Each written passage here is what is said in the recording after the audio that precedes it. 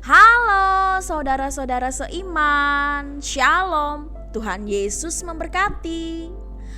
Perkenalkan, nama saya Sunaring Tias Wijayanti, bisa dipanggil dengan Anti. Oke, saya adalah fasilitator BKSN 2022 dari lingkungan Santo Kristoforus, Paroki Aloysius Gonzaga, Cijantung, Jakarta Timur. Oke, baik. Pada kesempatan kali ini saya akan membahas atau memberikan materi tentang BKSN pertemuan yang kedua, yaitu temanya adalah Allah sumber harapan untuk melawan ketidakadilan.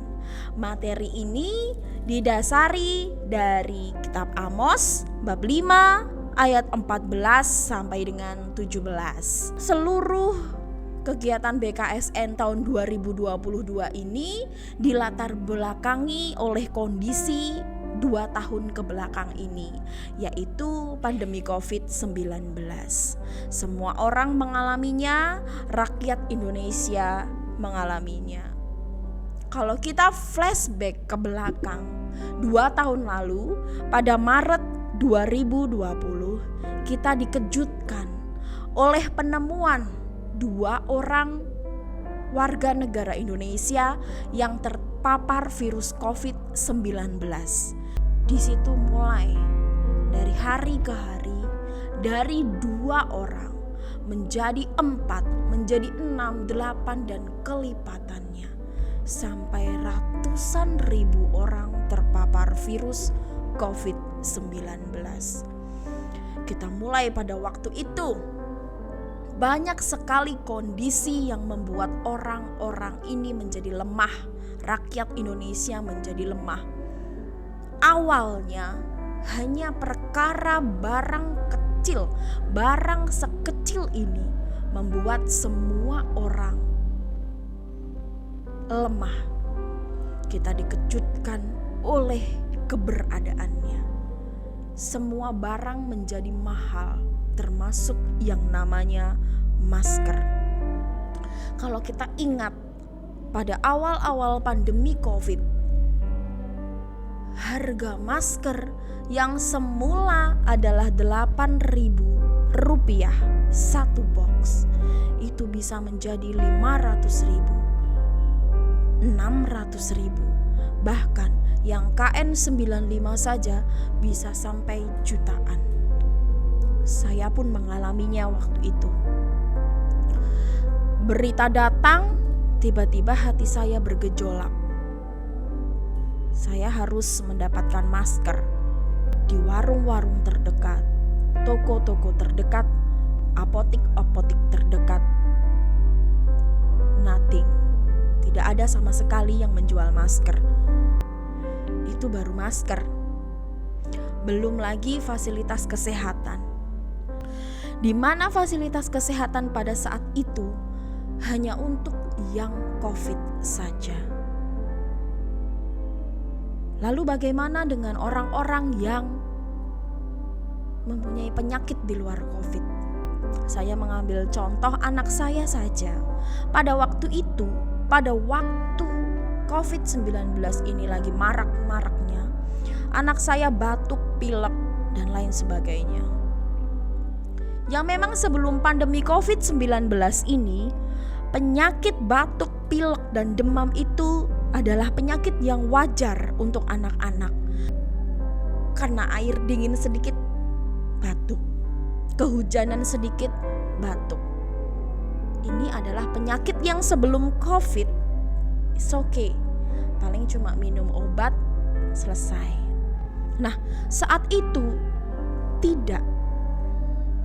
Saya kebingungan mencari fasilitas kesehatan karena semua rumah sakit IGD, bahkan dokter-dokter yang praktek di dekat-dekat rumah, tidak ada yang mau menyentuh anak saya.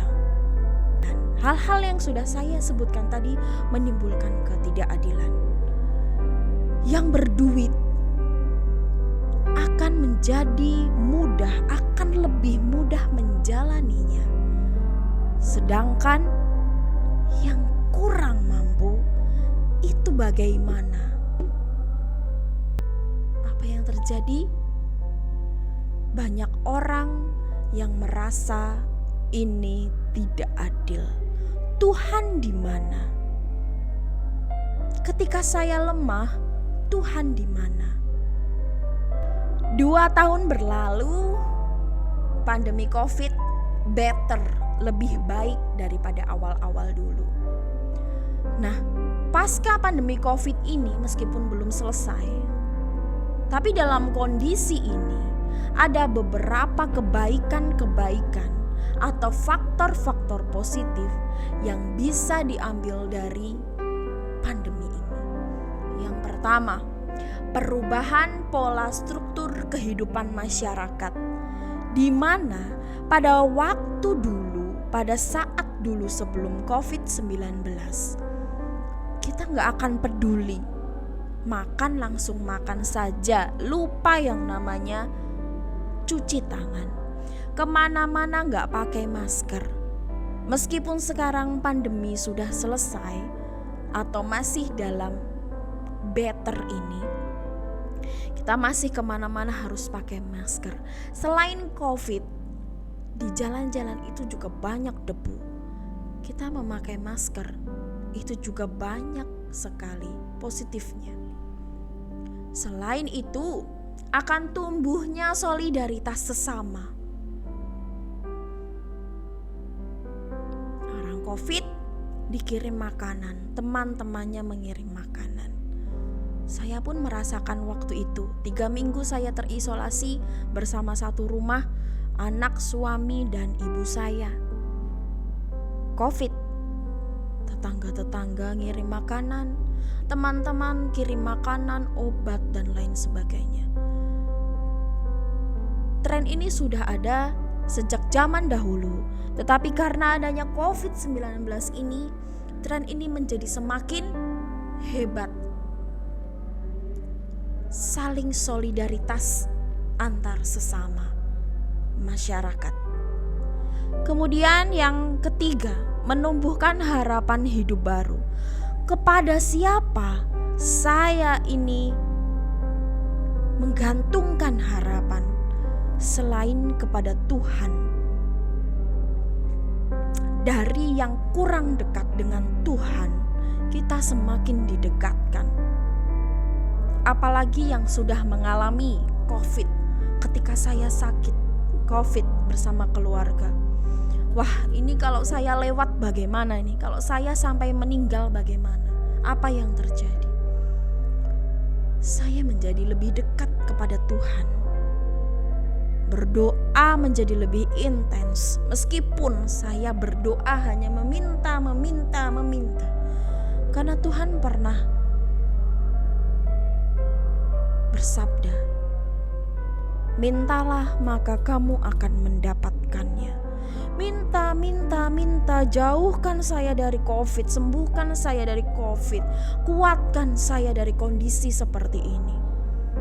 Itu yang membuat diri saya kuat, bahwa saya menemukan harapan dari kehidupan saya, harapan baru. Manusia menganggap ini semua adalah ketidakadilan, tetapi Tuhan menunjukkan kerahimannya berupa keselamatan.